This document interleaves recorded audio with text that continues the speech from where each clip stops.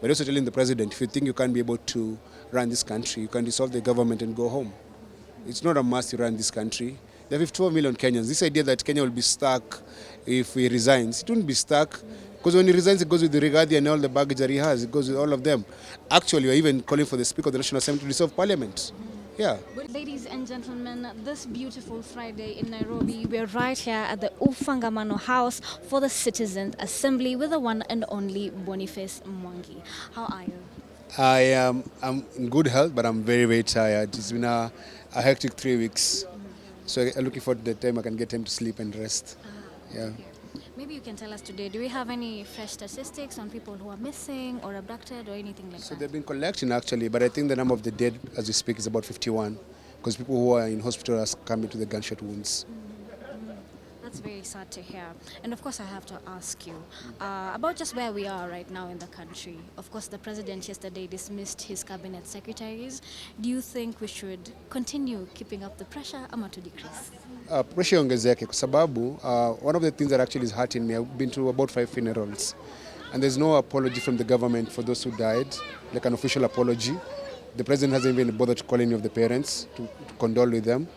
We're talking about dialogue, but you can't have dialogue without justice. And we're even saying, why is Koma in office? Why is Amin in office? The people are responsible for these killings are still in office. The killer cops are still in office. So there's no happiness actually. So him firing these people doesn't make a difference to the people who lost their loved ones. So it's too little, too late. So, Bonnie, that means you're not contented with what President did yesterday? We are not contented with that because it's just a small action to reduce the pressure. But the pressure must continue. People have died, people are still being abducted, and no one has resigned from the police. The killer cops haven't been arrested, so there's nothing to celebrate. So can you mention some of the things that maybe you want President to make sure amezitoa? For example, what Eric Omondi mentioned, akasema hivi na hivi na hivi. And I know you guys are doing the same thing. From Bonnie, what else do you want President to do? Wow. So at this particular moment, I think the humane thing for him to do is talk to those families who lost their loved ones. Release everyone who has been abducted. Kama kuna mtu alishikwa, pia achiliwe. There are people who have fake charges in court. They should be all released without any charges. And then we want IBC considered within the next 30 days because we need to start recalling members of parliament. But also telling the president, if you think you can't be able to run this country, you can dissolve the government and go home. It's not a must to run this country. There are 12 million Kenyans. This idea that Kenya will be stuck if he resigns, it wouldn't be stuck. Because when he resigns, it goes with the Rigathi and all the baggage that he has. It goes with all of them. Actually, we're even calling for the Speaker of the National Assembly to dissolve Parliament. Yeah. But if President resigns, what next? No, we'll have fresh elections. Everything you're asking for is in the Constitution. There's nothing new. We just have fresh elections and then elect someone who cares about us. Yeah. And we have those MPs who voted yes, and right now they're asking for forgiveness, apology outside there. And you know, some of the Gen Zs are still visiting them. Yes. You as the leader, not leader, you as the, you're not the leader, you as the, niseme aje, as, yes, activist. Maybe what do you have to tell them? Should we? Yeah. Members of parliament who voted yes, you want our forgiveness, go and resurrect everyone who has died. Yes. Ensure there's no one in hospital who has bullet wounds. That's the only forgiveness you're going to get. People died because these people voted the wrong way. We told them don't vote yes. They voted yes. They did not listen to us. They're lucky they're still alive. People have died. Yeah. So keep that pressure. Otherwise kuja kwenye nyumbani, mwambie aende ahame huko atafute nyumba ingine. And today if you were maybe given a position to be a cabinet secretary, would you take it? I would never work for a thief. What if he resigns? Then there will be no government. Yes, so what is your question? You never work for a thief. No, they said I will never work for a thief. My son is very clear. I can't work for a land grabber and a murderer. It's very clear. Yeah. There's no discussion about that. Yeah, and of course we have to ask you, there are those sentiments that Farah Maalim made, and we feel like the government is taking too long for justice to be made. What are your feelings on that? No, this country works in a very funny way. You're guilty until proven rich. As long as you're rich, you can never be guilty. Farah Maalim Lorena is in Sarova Hoitsans. I've done a tweet about it. He's enjoying his life. If it was me saying such words, I would have been arrested the same day. There's not even someone who would have tracked me and arrested me. But poor people can't get justice in this country. So that's why we need to change the system. And we've had long, it's like a month. Boni hajapumzika, by the way, honestly speaking. When are you planning to, when the two tulie tu seme now it's done? Rest when I die. Because there's work to be done, man. And like now, all I want is a bed. Yeah, but it is. Are The you other still thing, coming out on Tuesday? yeah, I'm gonna be there. The thing about this, the last 3 weeks, is that there's so much emotional toll on some of us. We've been to the mortuaries, we met the families, so a lot of crying, actually, a lot of nightmares.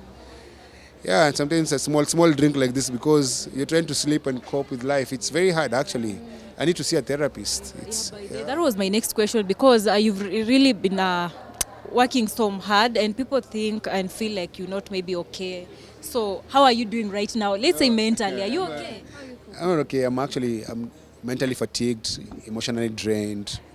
I'm tired. Kinuza masalini naanza kulia. Yani, I'm just, yeah. I think it's very sad that people are burying their loved ones because they went to a peaceful protest. I know it's very annoying and hurting is that the men and maybe women who sponsored the goons haven't been arrested, and the killer cops are still free and they're going home to their parents every day or their wives and husbands every day, while some other people are just crying because they lost their loved ones. So I'm feeling that pain because before 2 weeks ago, I'd never been to a protest where someone died. Never ever in my life.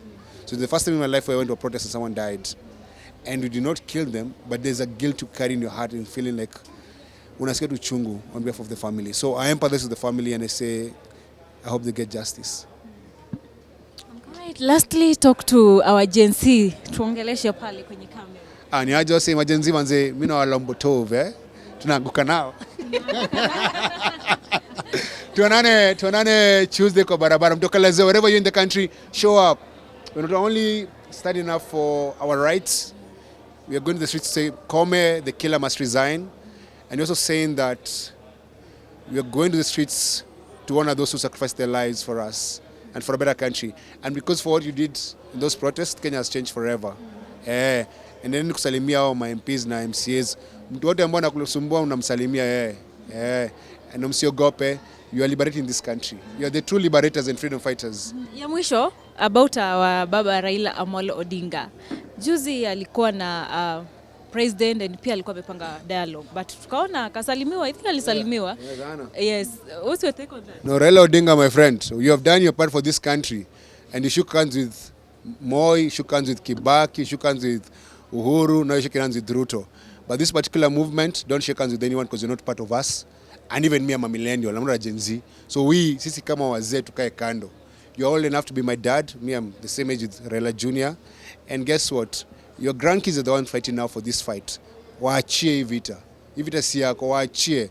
Watu wa ODM na Azimio napiga mdomo ya majenzi, wachana nayo. Focus on your party and your politics. Gen Z will deal with Ruto. Mwachieni Ruto. Hii mambo ya kuingililia tufanye dialogue. If you want to dialogue, go dialogue with the people who died. Napeleka dialogue huko. Because you're asking for justice for the victims before anything else. Na reparations, compensation for the dead. But mzae baba kaitu kando. Asiharibu movement ya watoi. Yeye ni babu. All right, thank you, Bonnie.